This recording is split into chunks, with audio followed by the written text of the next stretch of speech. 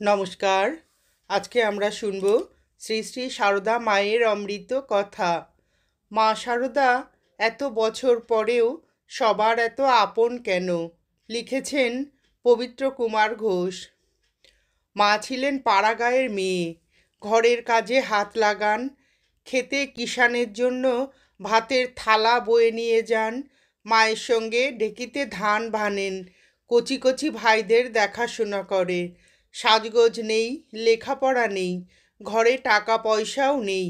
আদ্যিকালের গ্রামের আদ্যিকালের বালিকা। আর 5 বছর বয়সে মায়ের বিয়ে। 150 বছর আগের এই ছবি। 150 বছর পেরিয়ে যাওয়ার পর 2006 সালেও নিউ ইয়র্কের বাসিন্দা সেলি ব্রাউন, আমেরিকার সরকারি ডাক্তার, ওই পাড়াগেঁয়ে মেয়েকে নিজের মা বলে জানেন। প্রতি বছর ছুটে আসেন কলকাতায়, আসছেন বহু বছর ধরে। চলে যান আড়িয়াদহের সারদা মঠে, বলেন ভারতে এলে সারদা মায়ের ছোঁয়া পাই গায়ে। আর ওই মঠে যখন যাই তখন মনে হয় মা যেন জ্যান্ত হয়েই আছেন। মা তো মরেন না। শেলি নিউ ইয়র্কের নিজের বাড়িটির নাম দিয়েছেন সারদা কুঠির। রাধাশ্যাম রায় ঢাকার মুন্সীগঞ্জের আবিরপাড়া গ্রামের ছেলে। পড়তে এসেছে নারায়ণগঞ্জের স্কুলে। ওই শহরের রামকৃষ্ণ মিশন কেন্দ্রে যাতায়াত করে। রামকৃষ্ণ সারদার নাম জানে, গল্পও শুনেছে, বইও পড়েছে। স্কুলের মাস্টারমশাই একদিন কথায় কথায় বললেন, ওরে, সারদা মা এখনো বেঁচে আছেন। শুনেই আমার হৃদয়টা যেন নাড়া দিয়ে গেল।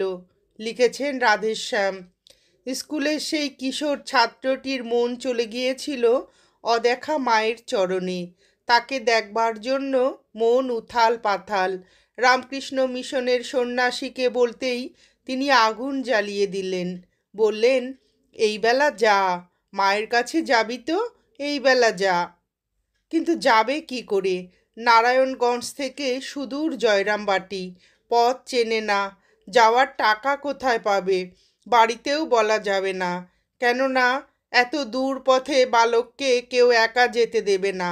বাড়ি থেকেই 15 টাকা চুরি করল রাধাশ্যাম। তারপর দে ছুট। রাধাশ্যামের বর্ণনা। শ্রী শ্রী মাই কৃপা করে সুদূর নারায়ণগঞ্জ থেকে জয়রামবাটিতে টেনে আনলেন। তার বর্ণনার পরের অংশটি।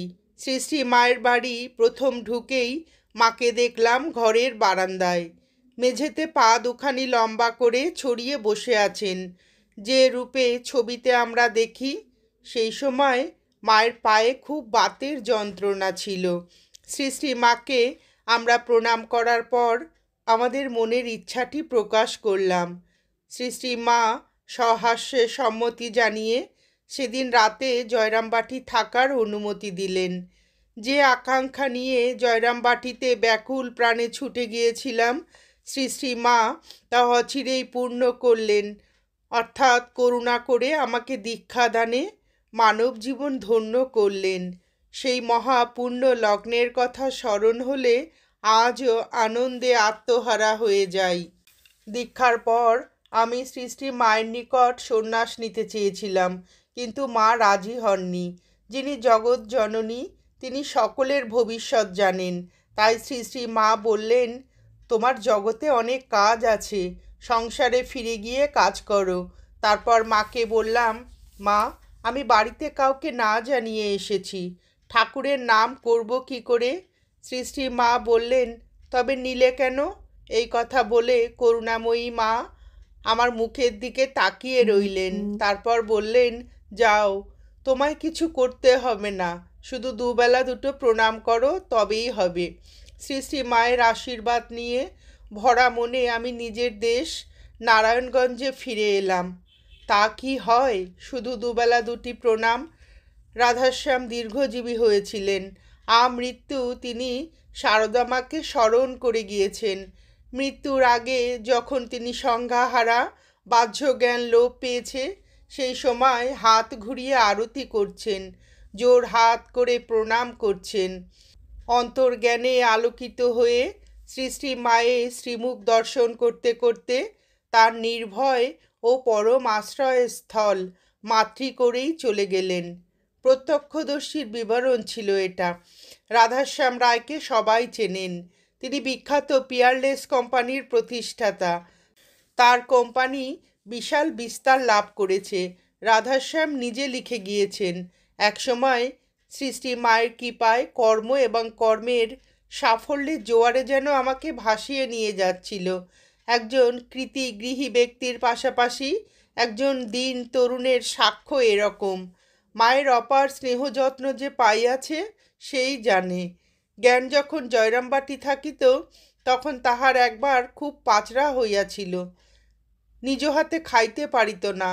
এই সময় মা নিজে ভাত মাখিয়া খাওয়াইয়া দিতেন এবং তাহার উচ্ছিষ্ট পাতা পর্যন্ত ফেলিতেন। জয়রামবাটিতে মায়ের গৃহ নির্মাণের সময় আমি একদিন সকালে কার্যোপলক্ষে পাশের গ্রামে গিয়েছিলাম।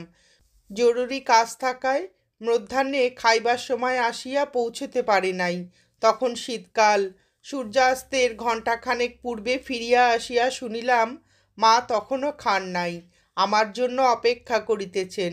বিস্মৃত হইয়া মাকে গিয়া বলিলাম, মা, তোমার শরীর ভালো নয়, আর তুমি এই সন্ধ্যা পর্যন্ত উপবাসী রয়েছ? মা বলিলেন, বাবা, তোমার খাওয়া হয়নি, আমি কি করে খাই? আমি তাড়াতাড়ি খাইতে বসিলাম। আমার খাওয়া হইলে মা এবং মেয়েদের দুই একজন যাহারা তাহার জন্য অপেক্ষা করিতেছিলেন তাহারাও খাইতে বসিলেন। কথাগুলি লিখে গিয়েছেন স্বামী অরূপানন্দ। সারদা মা সবসময় জয়রামবাটিতে থাকতেন না।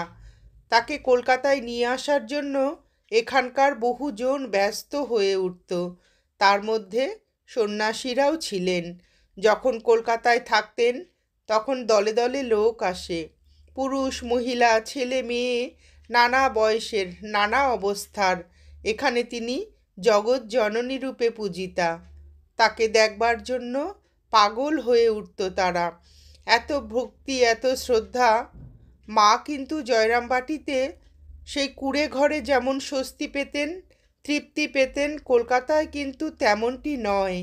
সেই পাড়াগে সাধারণ মেয়েটি কোনো দিনও হারিয়ে যাননি। জয়রামবাটির একেবারেই সাধারণ অশিক্ষিত গরিব লোকেদের মধ্য থেকে তার যত আরাম, ততটা কলকাতার দালানে বহুজন সেবিত হয়ে বাস করেও কিছুতেই নয়। জয়রামবাটির লোকেরা শ্রীমাকে মানত না, দেবিক জ্ঞান করত না, তবে তাদের নানা রকম প্রত্যাশা ছিল, যার যেমন দরকার। সেখানে তিনি পাড়ার মেয়ে, কারো দিদি, কারো পিসি, কারো খুড়ি ইত্যাদি। তারা কেউ উচ্চ তত্ত্ব জানত না, জানতে চাইতেও না, আর বুঝে উঠতেও পারত না কেন দেশ বিদেশ থেকে এত নামি দামি মানুষ তার কাছে আসে। তবে এক জায়গায় ছিল তাদের জিদ, তারা সারদা মাকে আপনজন, ঘরের জন, নিজেদের সুখ দুঃখ জানাবার জন, তা সে দুলে বাগদিই হোক আর মুসলমান হোক, হয়তোবা কেউ পেশায় ডাকাত কিংবা ভিখারি হোক, সবাই ভাবত ইনি আমাদের আবদার জানানোর মানুষ, একে সব বলা যায়। এমনকি হয়তো এর ওপর বিরক্ত হওয়াও চলে, কেননা ইনি আমাদের সমান সমান কিনা। তার বিপরীতে বাগবাজারের বাড়িটিতে সারদা মায়ের রাজ দরবার, প্রণাম করার ধুম লেগে যায়। কেউ কেউ ভক্তি জানাতে মাটিতে মাথা ঠুকতে থাকে, এমনকি তার পায়েও মাথা ঠুকে দেয়। বলে, মা, তোমাকে ব্যথা দিলাম, যাতে তুমি আমাকে না ভুলে যাও, যাতে আমাকে মনে রাখো। মা ভাবেন, ওরে অবোধ ছেলে, আমাকে যে মনে রাখে আমি কি তাকে ভুলতে পারি? আমাকে মনে না রাখলেও আমি ভুলি না। যারা আমার তারা চিরকালই আমার, জন্মান্তরেও তাই। জয়রামবাটিতে ও বাগবাজারে মায়ের জীবনধারার পার্থক্যটুকু এখানে বলছি। স্বামী অরূপানন্দের বর্ণনা। মা যখন জয়রামবাটিতে পুরনো বাটিতে থাকতেন, সকালবেলা প্রায় 7টা হইতে 9টা পর্যন্ত বারান্দায় বসিয়া তরকারি কুটিতেন। এই সময়ে আমরা গিয়া নানা কথাবার্তা বলিতাম ও শাকসবজির পাতা বাছিতাম। এমন সস্নেহে সুপ্রসন্ন মূর্তিতে মা এই সময় কথা বলিতেন যে, যাহারা একদিনও সেই সৌভাগ্য লাভ করিয়াছেন তাহারাই তাহা জানেন। সেই জন্য মা যখন কলিকাতায় আসিতেন তখন ভক্তেরা পত্রে প্রায় জানিতে চাইতেন মা কতদিন দেশে যাইবেন। জয়রামবাটিতে মায়ের সঙ্গে মিশিবার ও কথাবার্তা বলিবার যে সুযোগ ছিল এমন আর কোথাও মিলিত না। ভক্ত সন্তানদের খাওয়া দাওয়া, থাকা ইত্যাদির ব্যবস্থা মা নিজেই সযত্নে করিতেন। ভক্তেরাও এখানে আপন মায়ের স্নেহ যত্ন অনুভব করিতেন। মা 9টার সময় স্নান করিয়া আসিয়া ঠাকুর পুজো করিতেন এবং উহা সমাপ্ত হইলে ভক্তদের প্রসাদ দিতেন। কখনো বা ওই সঙ্গে ফলমূল যাহা ওখানে পাওয়া যাইত বা ভক্তেরা আনিতেন তাহাও থাকিত। রাঁধুনিকে জল খাইতে বসাইয়া মা নিজেই ওই সময়ে রান্না করিতেন। তাহার রান্নার বিশেষত্ব এই ছিল যে তিনি তরকারিতে নুন ঝাল ও মশলা সাধারণত একটু কম দিতেন। খাওয়ার সময় ছাড়া অন্য যে সময় ভক্তেরা বাড়ির মধ্যে মাকে দর্শন করিতে যাইতেন তখনই তিনি তাহাদিগকে মিষ্টি জল ও পান খাইতে দিতেন। পান কাহাকেও 2 খিলির কম দিতেন না। এইসব দ্রব্য অতি সামান্য হইলেও এমন সস্নেহে তিনি তা দিতেন যে সকলেই এক অপূর্ব আকর্ষণ অনুভব করিতেন। আবার কেহ তাহার জন্য অতি সামান্য জিনিস লইয়া যাইলেও তিনি তাহাতে কতই না আনন্দিত হইতেন। জয়রামবাটির নিকটবর্তী শ্যামবাজারে ভালো পান পাওয়া যায়। এই অঞ্চলের গরিব ভক্তেরা কখনো কখনো 1 গোছ পান লইয়া মাকে দর্শন করিতে আসিতেন। দেখিতাম মা তাহা পাইয়াই কত খুশি। ভক্তেরা মিষ্টি ইত্যাদি লইয়া যাইতেন। মা তাহা সযত্নে তাহাদের জন্যই রাখিয়া দিতেন। পূজনীয় শরৎ মহারাজ কলিকাতা হইতে কড়া পাকের সন্দেশ পাঠাইলে মা তাহা ভক্তদের জন্য তুলিয়া রাখিয়া যেভাবে দুবেলা সকলকে দিতেন তাহা দেখিয়া মনে হইত যেন উহা ভক্ত সেবার জন্যই প্রেরিত হইয়াছে। জয়রামবাটিতে পাড়ার অনেক বৃদ্ধ স্ত্রী পুরুষ বাড়ির ছোট ছেলে মেয়েদের লইয়া একবার তাহাদের দিদি ঠাকরুনকে প্রণাম করিতে প্রায় রোজই আসিত। মাও যে জন্য সে আসিয়াছে তাহা বুঝিয়া লইয়া তাহাদের হাত ভরিয়া ফল মিষ্টি প্রভৃতি যাহা থাকিত প্রসাদ দিতেন। শ্রীমতী কৃষ্ণ ভাবিনীর প্রেরিত বেদনা এবং পূজনীয় শরৎ মহারাজ যে আম পাঠাইতেন তাহা ভাগ করিয়া প্রখ্যাত সিংহ বাহিনীকে, ধর্ম ঠাকুর এবং অন্যান্য দেবতাকে দিতেন। তারপর আত্মীয় স্বজন ও প্রতিবেশীগণকে দিতেন। একবার কোনো পর্ব উপলক্ষে পুলি পিঠা হইয়াছে। ছুটি পাইলেই বাঁকুড়া হইতে বিভূতি প্রায় জয়রামবাটি আসিয়া থাকে। মা তাই তাহার জন্য পিঠা রাখিয়া দিয়াছেন। 2 দিন গেল কিন্তু বিভূতি আর আসিতেছেন না। তখন মা রোজ ওই পিঠা পুনরায় ভাজিয়া রাখিয়া দিতেছেন। ভাবিতেছেন কাল হয়তো আসিতে পারে, যদি আসে মনে হবে তাহা খেতে পেল না। এইভাবে 4 দিন রাখিবার পর বিভূতি গিয়া সেই পিঠে খাইয়াছিল। নাট্যকার গিরিশচন্দ্র ঘোষ, যিনি বঙ্গ রঙ্গমঞ্চে 1/2 শতাব্দী কাল জুড়ে রাজত্ব করেছেন, যিনি জীবদ্দশাতেই কিংবদন্তি হয়ে গিয়েছিলেন, তিনি বৃদ্ধ বয়সে জয়রামবাটিতে এসেছেন। এসে সব দেখে শুনে থ হয়ে গিয়েছেন। দেখেছেন পাড়াগাঁয়ে দুধ মেলে না। বাংলার ছোট ছোট গরু দুধ বেশি দেয় না। যেটুকু দেয় তা পরিবারের লোকেদের প্রয়োজনই মেটাতে পারে না। তাতেও যে দুধটুকু বিক্রি হয় তা পাড়ার ময়রারা কিনে ফেলে। গৃহস্থের পক্ষে দুধ জোগানো কঠিন। কিন্তু গিরিশবাবুর তো সকালে চা না হলে চলেই না। চা আবার দুধ চিনি ছাড়া ভাবাই যায় না। তখনকার দিনে নিছক লিকার চা ভাবাই যেত না। চায়ের নেশা সে সময় একটা নতুন জিনিস, কিন্তু যার সে নেশা ধরেছে তার আর রেহাই নেই। নটসম্রাট গিরিশ কলকাতায় নেশাটি ধরেছেন। এখন এই অজ পাড়াগাঁয়ে এসে কোথায় বা দুধ আর কোথায় বা চা। গিরিশবাবু দেখলেন ভোর হতেই মা বেরিয়ে পড়েছেন। বাতের ব্যথায় তাকে খুঁড়িয়ে চলতে হয়। ওইভাবে মা দুধ জোগাড় করে আনলেন। ঠিক সময়ে গিরিশকে চা পাঠালেন। গিরিশ আরও দেখতেন তার বিছানার চাদর রোজই ধবধবে থাকে। অবাক হয়ে তিনি রহস্য উদ্ঘাটন করতে বেরোলেন। পুকুরের কাছে গিয়ে দেখলেন মা নিজের হাতেই ঘাটে বসে গিরিশের বিছানার চাদর কাচছেন। ভক্তির আবেগ রোধ করা গিরিশের পক্ষে সম্ভব হয়নি। তিনি কাঁদছিলেন। জনপ্রিয়তার শীর্ষে প্রতিষ্ঠিত গিরিশচন্দ্র ঘোষ সারদা মাকে মহাদেবী বলে মনে করতেন। তিনি ভগবতী, কালী, দুর্গা, মহেশ্বরী। গিরিশ একদিন বাগবাজারে নিজের বাড়ির ছাদে স্ত্রীর সঙ্গে উঠে পায়চারি করছেন।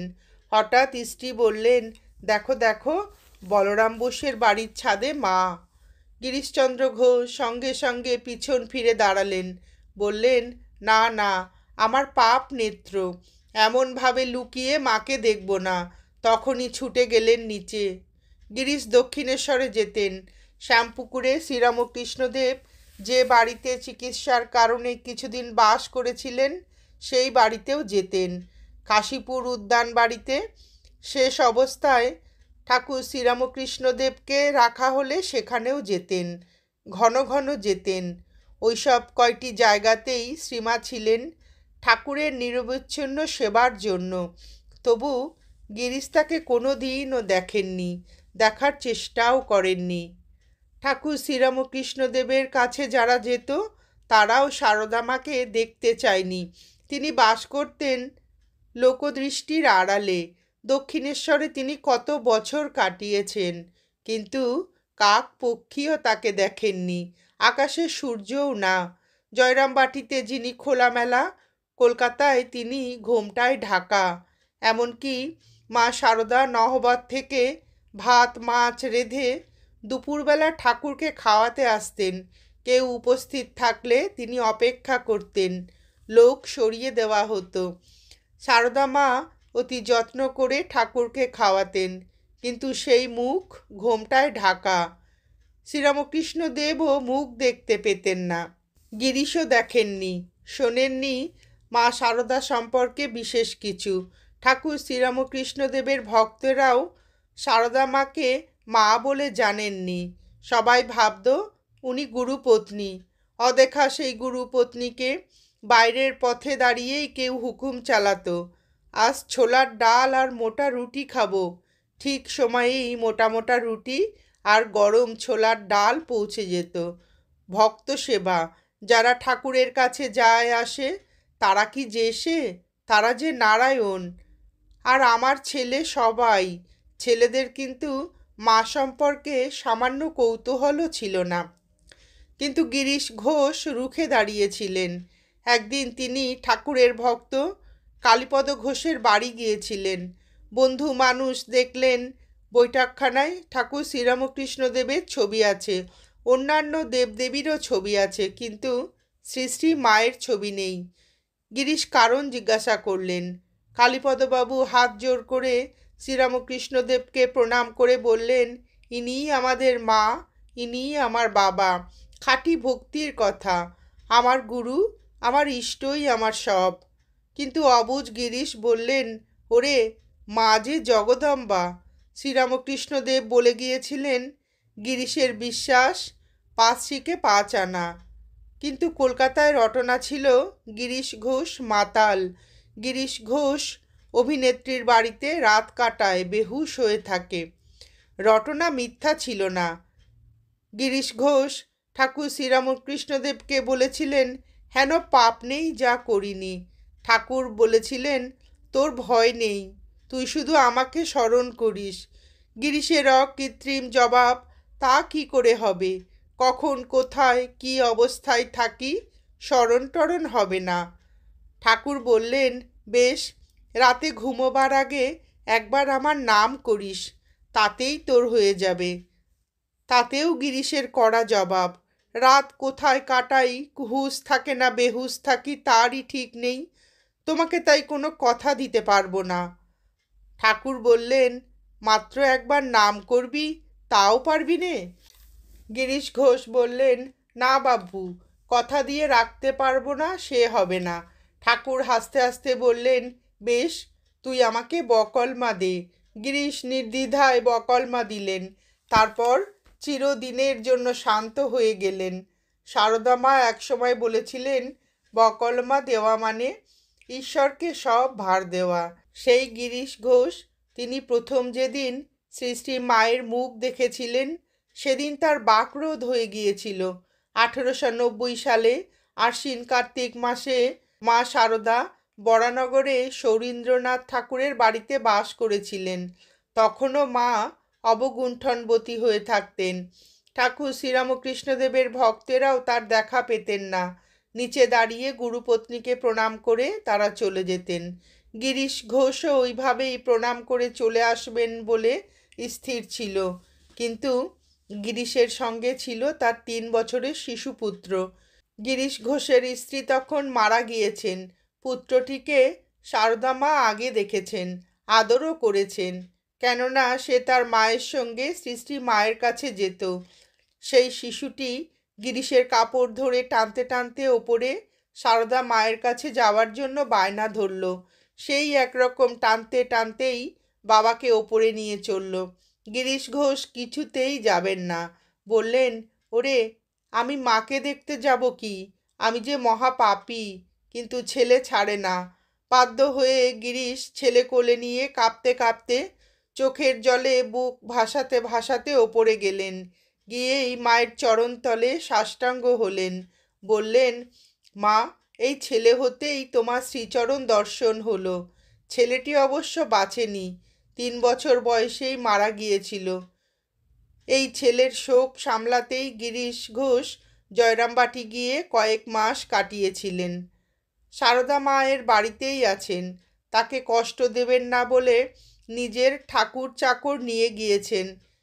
গিয়ে স্নান করে ভিজে কাপড়েই মাকে প্রণাম করতে যাচ্ছেন, আর মায়ের চিন্তায় ভরপুর হয়ে আবেগে কাঁপছেন।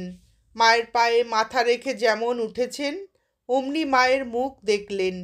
জয়রামবাটিতেই গিরিশচন্দ্র ঘোষ প্রথম মাতৃমুখ দর্শন করেছিলেন। তিনি দেখে বলেছিলেন, হ্যাঁ মা, তুমি? এই যে সে বহুকাল আগে ঠাকুর শ্রীরামকৃষ্ণদেবের নাম যখন কেউ শোনেনি, সেই সময়ে গিরিশের যুবা বয়সে স্বপ্নে দেখা মূর্তি। সেইবার তার কলেরা হয়েছিল, বাঁচার আশা ছিল না। হঠাৎ তিনি স্বপ্ন দেখেছিলেন এক মাতৃমূর্তি মহাপ্রসাদ এনে তার মুখে দিয়ে বলছেন, যাও, ওই দেবীর পরনে লাল কস্তা পেরে শাড়ি, দেহ জ্যোতির্মণ্ডিত, আর নয়ন থেকে স্নেহ ঝরে পড়ছে। প্রসাদে ছিল অমৃত স্বাদ। প্রসাদ খেতে খেতেই ঘুম ভেঙে গিয়েছিল গিরিশের। জিহ্বায় এখনও সেই প্রসাদের স্বাদ। চোখে জলজল করছে দেবী মূর্তি। গিরি সুস্থ হয়ে উঠেছিলেন।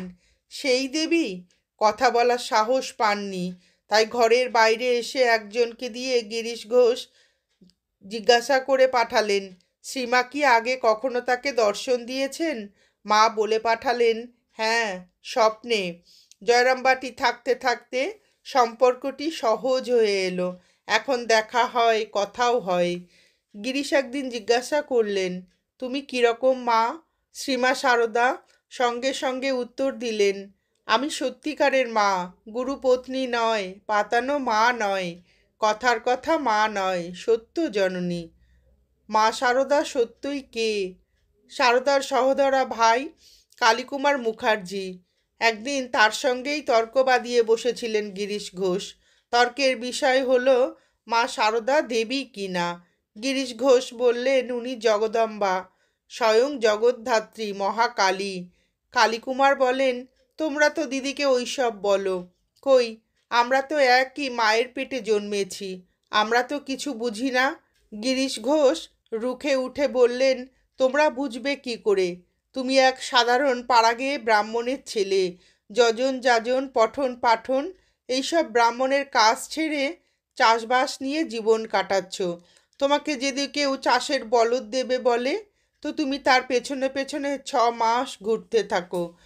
আর অঘটন ঘটন পটিয়সী মহামায়া তোমাকে দিদি রূপে সমস্ত জীবন ভুলিয়ে রাখতে পারেন না। যাও, যদি ইহ পরজন্মে মুক্তি চাও, তো এখনই মায়ের পাদপদ্মে শরণ লও। আমি বলছি, যাও। গিরিশের পাঁচটিকে পাঁচ আনা বিশ্বাস জীবন্ত শক্তিরূপে ধাক্কা দিল শ্রীমা সারদার ভাই অনুজ ভাইকে। তিনি কিছুটা আবিষ্ট হয়ে পড়েছিলেন। গুটি গুটি পায়ে গেলেন দিদির কাছে, গিয়ে তার পা ধরে বসে পড়লেন। প্রণাম করে বললেন, তোমার পাদপদ্মে শরণ নিচ্ছি দিদি, বলো তুমি কে? মা সারদা তার ভাইকে বললেন, ওরে ওঠ, দেখ আমি তোর সেই দিদি, আজ তুই এ কী করছিস? কালীকুমার ফিরে এসে গিরিশ ঘোষকে বললেন, দেবী টেবি নয়, উনি আমার দিদি। কিন্তু গিরিশ ঘোষ ছাড়বেন কেন? বললেন, তুমি আবার যাও, আবার শরণ নাও।